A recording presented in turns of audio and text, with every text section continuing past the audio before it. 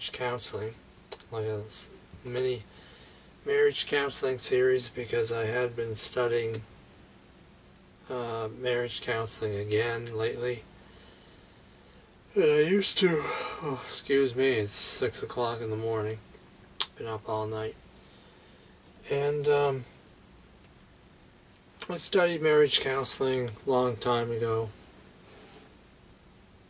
And so I am familiar with the subject. I've recently studied it again.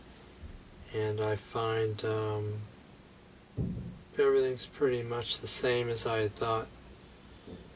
Most problems in the marriage are caused by the husband.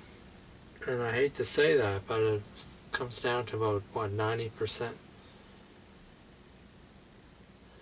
And it's because the husband just doesn't take it seriously. He's the least in the couple who are willing to change. Although, you know, I'm not saying that the woman has no fault in the marriage problems at all, because a lot of women do.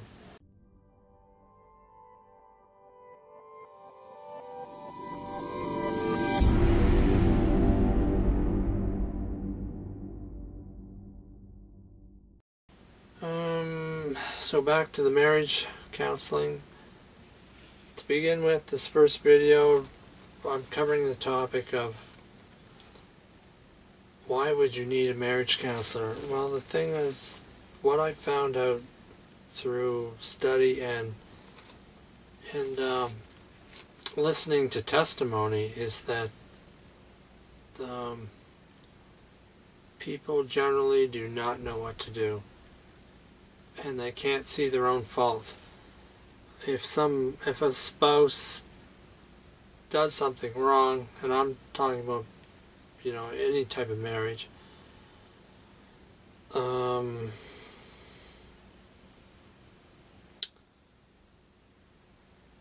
they will initially bring it up somehow, some way, to the other spouse, but the other spouse tends to ignore it and just brush it aside. Major problem, because when your spouse brings up a problem in your marriage, you should be listening to them. And usually it just gets ignored, and so the spouse, if it's usually female, will act out either in some disrespectful way, or deny the husband or boyfriend something that they would like that particular person to do for them, and they will deny him.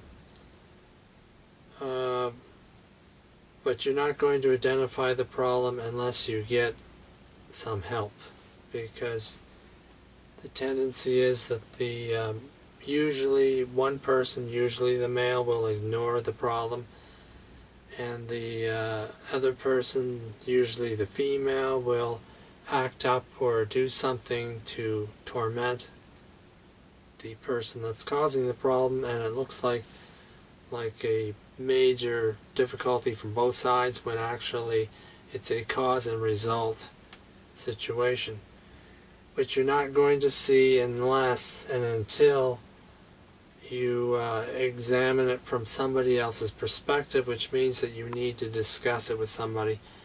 Each person needs to present their point of view separate from the other, so that there's no interference in the revelation of the problem. I highly recommend that if you're going through some marriage difficulty, that you each sit down in front of a camera and explain what you're going through, and talk about it, and present it to an individual who's neutral to help you, and let them see the film, and then discuss it all, you know, the three of you discuss it together to find a solution to the problem. I do recommend marriage counseling, but, you know, a lot of people, you just don't have the money to pay for that. So your best bet is just to film yourselves, film your complaints, and play it back to each other. If you're not willing to work it out, or if one person's not willing to work it out, then it's over. You can't go on with that. And that's just the the solution to begin with a marriage difficulty is you need counseling.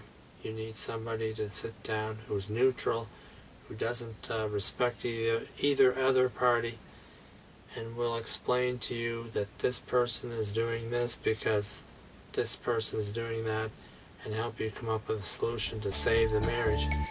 If it's worth saving, and if you both care about saving